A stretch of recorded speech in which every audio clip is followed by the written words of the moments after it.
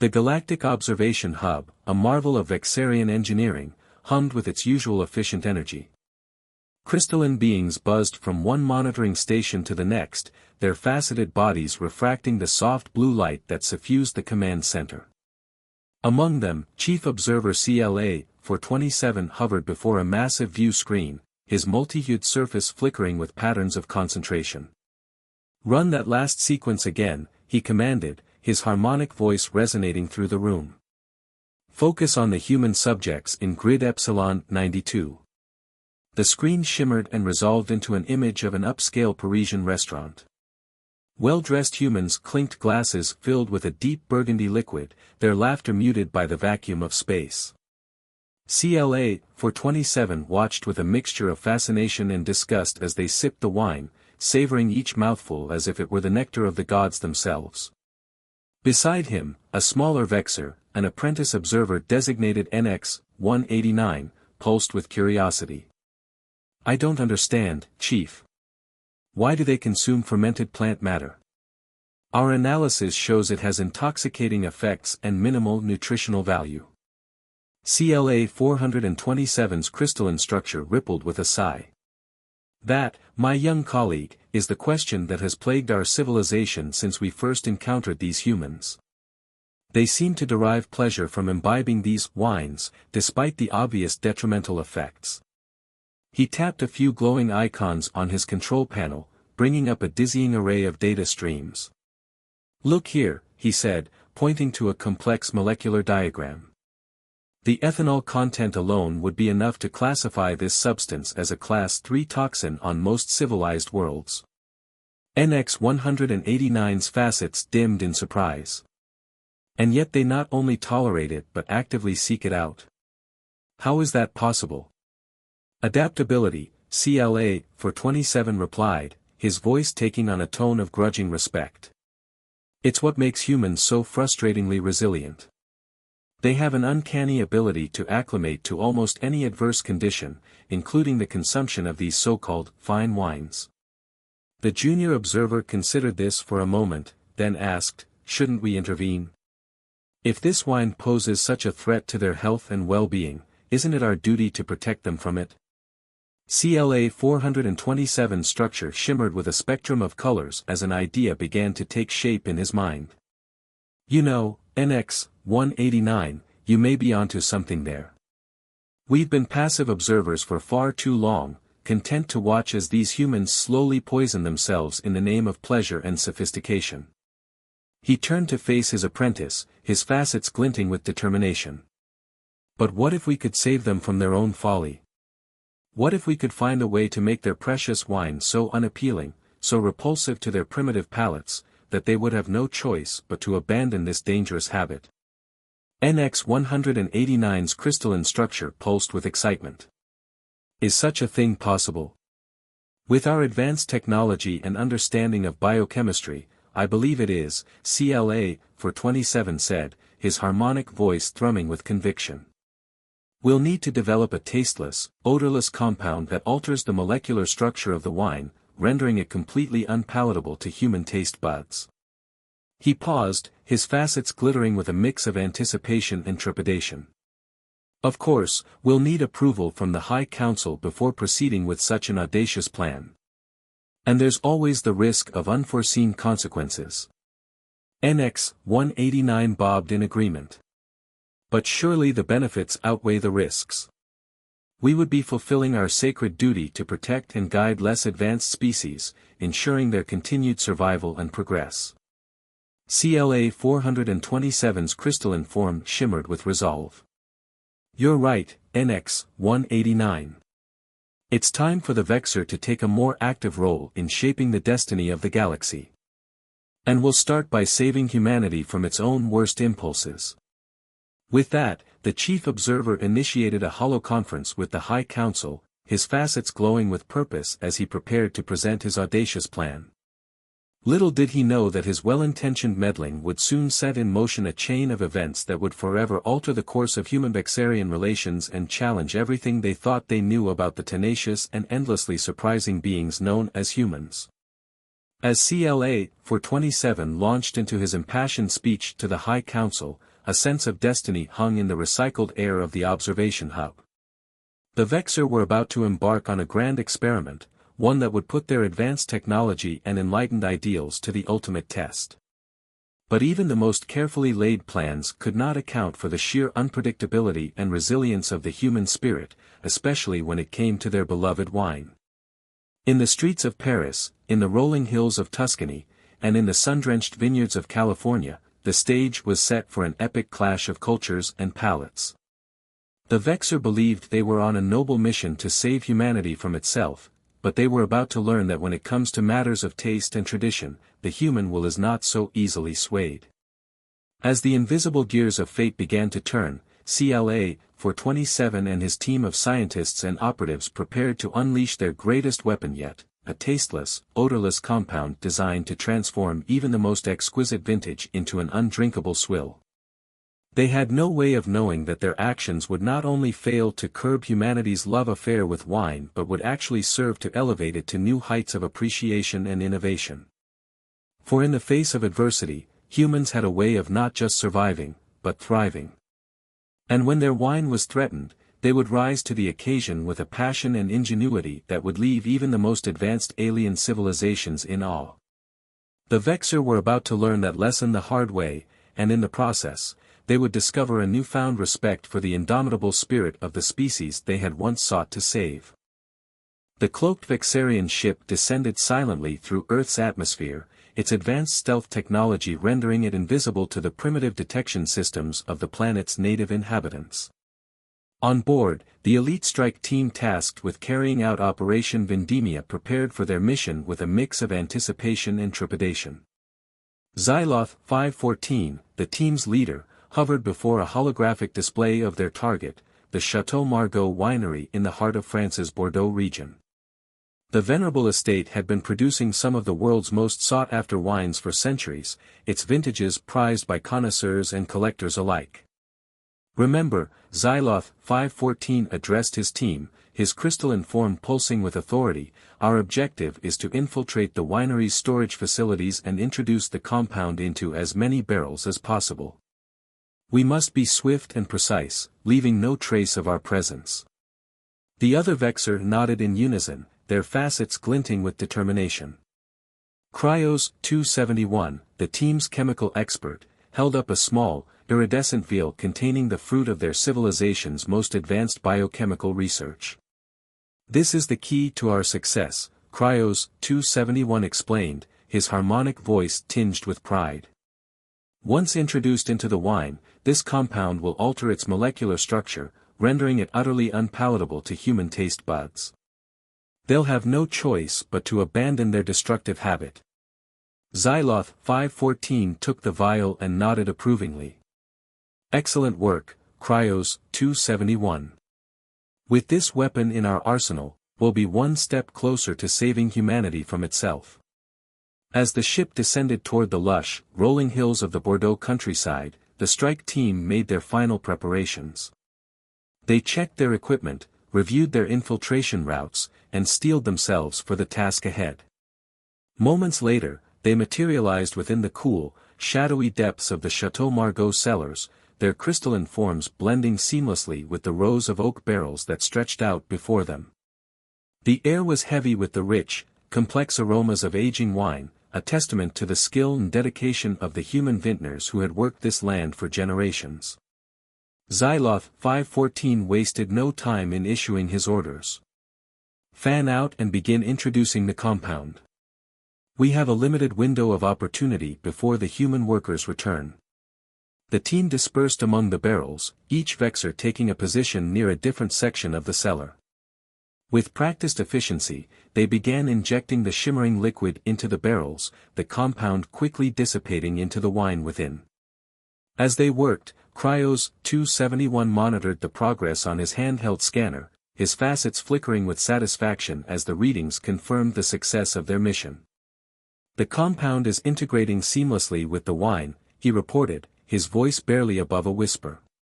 In a matter of hours, this entire vintage will be ruined. But even as the words left his crystalline form, a flicker of doubt crossed Cryos 271's facets. He had been so focused on the technical aspects of the mission that he had never stopped to consider the deeper implications of their actions. Were they really doing the right thing by interfering with the lives and choices of another species, no matter how misguided those choices might seem? Before he could ponder this question further, a sudden commotion at the entrance to the cellars snapped the team to attention. A group of human workers had returned early from their break, their voices echoing through the cavernous space as they chatted and laughed amongst themselves. Xyloth 514's crystalline form flashed with alarm. "Abort mission," he commanded, his harmonic voice urgent yet controlled. "We can't risk being discovered. Fall back to the extraction point immediately." The team quickly finished their final injections and regrouped near the center of the cellar, their forms blending into the shadows as they activated their personal cloaking devices. Just as the human workers rounded the corner, the Vexar shimmered out of existence, their presence erased from the scene as if they had never been there at all. Back on board their ship, the strike team exchanged glances of relief and accomplishment as they prepared for the journey home. They had completed their mission without incident, striking a blow for the betterment of humanity in the process. Or so they thought. As the ship climbed through the atmosphere and disappeared into the vastness of space, the true consequences of their actions were only just beginning to take shape. In the cellars of Chateau Margaux, the tainted wine continued to mature and evolve, its complex chemistry interacting with the alien compound in ways that even the brilliant minds of the Vexar could never have predicted. In the days and weeks to come, the effects of this strange new vintage would begin to ripple outward, from the elite circles of the wine industry to the wider world beyond. Connoisseurs would marvel at the bold, unexpected flavors that danced across their palates, while scientists and researchers would scramble to unravel the mysteries of the wine's unique properties. And all the while, the Vexar would watch from above, their initial satisfaction giving way to a growing sense of unease as they realized that their grand experiment had not gone quite as planned. They had set out to save humanity from the scourge of wine, but in doing so, they had unwittingly unleashed something far more potent and transformative than they could have ever imagined.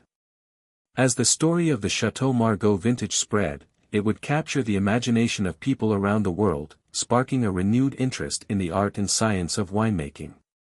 The once threatened industry would experience a resurgence, as vintners and enthusiasts alike sought to unlock the secrets of the alien-enhanced wine. In the face of this unexpected development, the Vexar would be forced to confront the limits of their own understanding and the true resilience of the human spirit. They had underestimated the power of human ingenuity and adaptability, and in doing so, they had set the stage for a new era of discovery and collaboration between two vastly different civilizations. But for now, as the strike team made their way back to the Galactic Observation Hub, they could only marvel at the strange twists of fate that had brought them to this point. They had come to Earth with a mission to save humanity from itself, but in the end, it was humanity that would teach them a valuable lesson about the true nature of progress and the enduring power of the will to create and explore. In the weeks following the Vexar strike team's covert mission to Earth, a buzz of excitement and confusion began to spread through the ranks of the galaxy's most renowned wine connoisseurs and critics. From the hallowed halls of Bordeaux to the sun-drenched vineyards of Napa Valley, reports were filtering in of a strange and wondrous new vintage that defied all conventional wisdom and expectation. At first, the rumors were met with skepticism and disbelief. How could a wine that had been deemed unremarkable in its early stages suddenly transform into a masterpiece of complexity and depth? But as more and more tasters experienced the alien-enhanced vintage for themselves, the accolades began to pour in like a fine Cabernet Sauvignon. "A revelation," gushed one critic, his nose still buried in a glass of the Chateau Margaux. "It's like nothing I've ever encountered before. The flavors are so bold, so unexpected, yet they harmonize together in a way that seems almost otherworldly." As word of the miraculous vintage spread, demand for the wine skyrocketed. Collectors and enthusiasts from around the world clamored to get their hands on a bottle, driven by a mix of curiosity and a desperate need to be part of this once-in-a-lifetime phenomenon. Meanwhile, Back in the sterile confines of the Galactic Observation Hub, Chief Observer CLA-27 and his team could only watch in growing horror as their carefully laid plans unraveled before their very eyes. The compound they had introduced into the wine, intended to render it unpalatable and drive humanity away from their destructive habit, had instead had the opposite effect. "This can't be happening," CLA-27 muttered, his crystalline form flickering with agitation as he paced back and forth in front of the main view screen. "We designed that compound to be foolproof. How could the humans have adapted to it so quickly?" Beside him, Cryos-271, the strike team's chemical expert, pulsed with a mix of fascination and chagrin. "It appears we underestimated the complexity of human taste perception," he admitted, his harmonic voice tinged with reluctant admiration.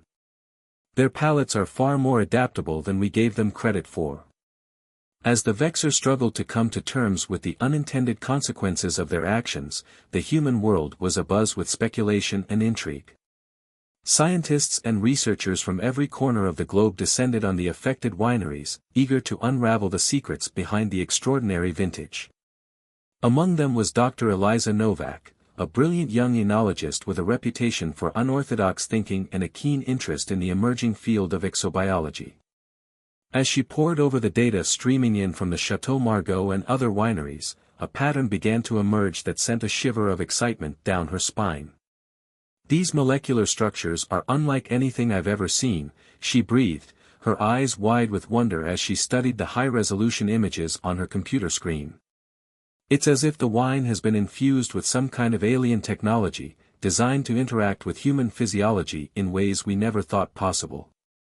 As Dr. Novak and her colleagues delved deeper into the mystery, they began to uncover a series of startling revelations. Not only had the alien compound enhanced the flavor and complexity of the wine, but it also appeared to have remarkable health benefits, boosting the immune system, reducing inflammation, and even slowing the aging process. News of these discoveries sent shockwaves through the scientific community and beyond. Governments and corporations alike scrambled to get their hands on the alien-enhanced wine, seeing it as a potential game-changer in fields ranging from medicine to space exploration.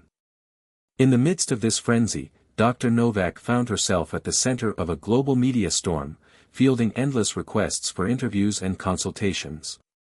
But even as she basked in the glow of her newfound fame, she couldn't shake the feeling that there was something more to this story than met the eye. Late one night, as she sat alone in her lab, poring over the latest batch of data, a flicker of movement caught her eye. She looked up just in time to see a shimmering, crystalline form materialize before her, its facets pulsing with an otherworldly light. "Dr. Novak," the figure spoke, its harmonic voice filling the room like a symphony. "I am Xyloth 514 of the Vexar Galactic Observation Corps. I come to you in peace, with a message of great importance." Eliza's heart raced as she stared at the alien being, her mind reeling with 1,000 questions. But before she could voice any of them, Xyloth 514 continued, his tone urgent and sincere. "We have made a grave mistake," he admitted, his crystalline form shimmering with regret. "In our misguided attempt to save your species from what we perceived as a threat, we have instead unleashed something far beyond our control or understanding." As Eliza listened, rapt with attention, Xyloth 514 told her the story of the Vexar's long-standing mission to observe and guide lesser-developed civilizations like humanity. He spoke of their growing concern over humanity's love affair with wine, and their ill-fated decision to take matters into their own hands. "But now we see that we were wrong," he concluded, his facets pulsing with a mix of humility and resolve. "Your people have shown us the true power of adaptation, creativity, and resilience in the face of adversity. It is we who have much to learn from you, not the other way around." Eliza sat back in her chair, her mind reeling with the implications of Xyloth 514's words. She had always suspected that humanity was not alone in the universe, but to have that suspicion confirmed in such a dramatic and unexpected way was almost too much to process. And yet, as she looked into the shimmering depths of Xyloth 514's crystalline form, she felt a sense of kinship and understanding that transcended the vast differences between their two species. They were both explorers at heart, driven by a desire to uncover the mysteries of the cosmos and push the boundaries of what was possible. "Thank you for coming to me with this," she said at last, her voice filled with a mix of gratitude and determination. "I believe that your people and mine have much to offer each other, if we can learn to work together in a spirit of openness and mutual respect." Xyloth 514 nodded, his facets glinting with a new sense of hope and purpose. "I believe you are right, Dr. Novak. Perhaps this is not the end of our story, but merely the beginning of a new chapter, one in which our two civilizations can grow and learn from each other, united in our quest for knowledge and understanding." As the Vexar emissary shimmered out of existence, Eliza felt a renewed sense of purpose and excitement coursing through her veins. She had always known that her work held the potential to change the world, but now she understood that its true significance extended far beyond the boundaries of her own planet. With a determined smile, she turned back to her computer and began to type, her fingers flying over the keys as she poured her heart and mind into the task before her. She knew that the road ahead would be long and challenging, but she also knew that she was not alone. Together, she and her newfound allies would unlock the secrets of the alien-enhanced wine, and in doing so, they would chart a new course for humanity, one that would lead them to the very stars themselves.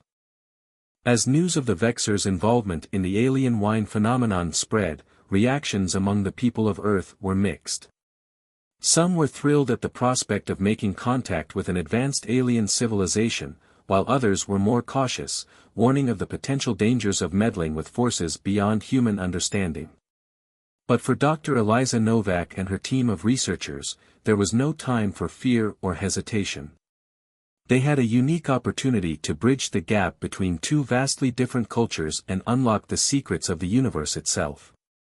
And they were determined to make the most of it. In the months that followed, Eliza worked tirelessly to establish a line of communication with the Vexar, using the alien-enhanced wine as a common ground for cultural exchange and scientific collaboration. She invited Xyloth 514 and his fellow observers to visit Earth in person, offering them a chance to experience the richness and diversity of human culture firsthand. At first, the Vexar were hesitant, still reeling from the unintended consequences of their earlier attempts to interfere with human affairs. But as they spent more time among the people of Earth, they began to see the world through new eyes. They marveled at the resilience and adaptability of the human spirit, and the way that even the most mundane aspects of daily life could be imbued with meaning and beauty. They sampled the vast array of foods and drinks that humanity had to offer, and found themselves drawn to the complex flavors and aromas that they had once dismissed as primitive and unsophisticated. In particular, they developed a newfound appreciation for the art and science of winemaking, seeing it not as a destructive habit to be eliminated, but as a testament to the ingenuity and creativity of the human mind. They worked alongside Eliza and her team to study the unique properties of the alien-enhanced wine, and to explore new ways of harnessing its potential for the betterment of both their civilizations. As the partnership between humanity and the Vexar deepened, so too did their understanding of each other's cultures and ways of life. The Vexar learned to embrace the messiness and unpredictability of human existence, while humans gained a new appreciation for the elegance and precision of Vexarian thought. Together, they embarked on a new era of exploration and discovery, pushing the boundaries of what was possible and expanding the frontiers of knowledge itself. They developed new technologies and medicines based on the principles of the alien-enhanced wine, and used them to tackle some of the greatest challenges facing both their civilizations. And through it all, they never lost sight of the power of cultural exchange and mutual understanding. They knew that the key to unlocking the secrets of the universe lay not in isolation or domination, but in cooperation and respect for the diversity of all life. As Eliza stood on the balcony of her lab one evening, sipping a glass of the alien-enhanced wine and gazing up at the stars, she couldn't help but smile at the incredible journey that had brought her to this moment. She had started out as a simple researcher, driven by a passion for knowledge and a desire to make a difference in the world. And now, she found herself at the center of a cosmic drama that would shape the future of two entire civilizations. But she knew that this was only the beginning. With the Vexar by their side, humanity was poised to embark on a new era of exploration and discovery, one that would take them to the very edges of the universe and beyond. And as long as they remained true to the values of curiosity, compassion, and respect that had brought them this far, there was no limit to what they could achieve. Xyloth 514 joined her on the balcony, his crystalline form shimmering in the soft light of the evening. "Thank you, Dr. Novak," he said, his harmonic voice filled with genuine warmth and appreciation. "For showing us the true potential of your species, and for helping us to see the universe in a whole new light." Eliza raised her glass in a toast, a mischievous glint in her eye. "To the Vexar," she said, "and to the power of a good glass of wine to bring even the most unlikely of allies together." Xyloth 514 chuckled, his facets sparkling with amusement. "And to humanity," he replied, "for proving once again that life, in all its messy, unpredictable glory, always finds a way." The two clinked their glasses together and drank deep, savoring the rich, complex flavors that danced across their tongues. And as they looked out across the vast expanse of the cosmos, they knew that whatever challenges or surprises lay ahead, they would face them together, united by the bonds of friendship, curiosity, and the enduring spirit of discovery.